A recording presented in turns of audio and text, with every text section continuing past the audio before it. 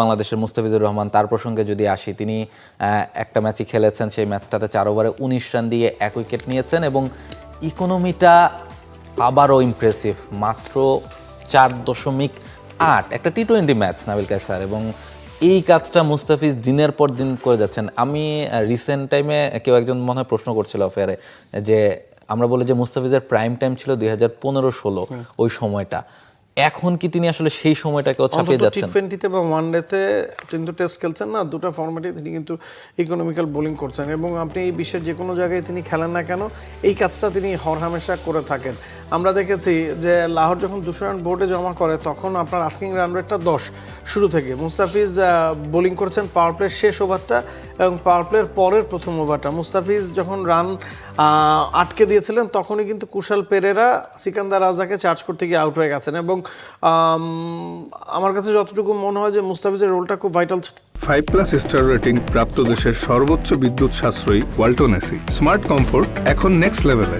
তার কাছ থেকে ইকোনমিক্যাল বোলিং চেয়েছে লাহোর, সেটা তিনি ডেলিভার করতে পেরেছেন। ক্রুশাল ওভারগুলো করেছেন, পাওয়ার প্লের শেষ ওভার, পাওয়ার প্লের পরের প্রথম ওভার এবং স্লগ ওভারে 2টা ওভার।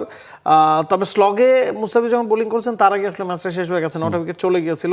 তো সব মিলিয়ে হারিস রউফ, শাহিন শাহ আফ্রিদি এবং একই সাথে মুস্তাফিজ, এই 3 পেস বোলারের মানে দক্ষতার জায়গা কিন্তু ভিন্ন রকম এবং লাহোর কালান্দার্স চ্যাম্পিয়ন।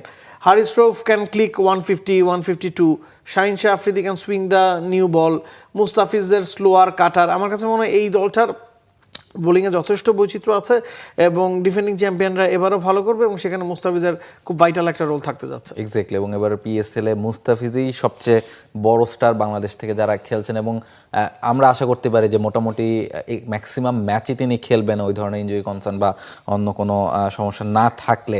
ফলে সব মিলিয়ে মুস্তাফিজ বা শরীফুল, রিশাদ তো এখনও বোলিং করেননি, তিনি বোলিং করবেন।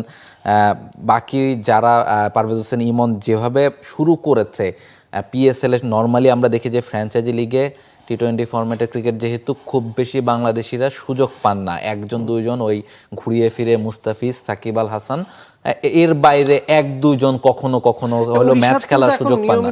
For more updates, subscribe to our YouTube channel and click on the bell icon. Follow us on Facebook and Instagram. Download T-Sports app to enjoy exciting games and highlights. Visit tsports.com.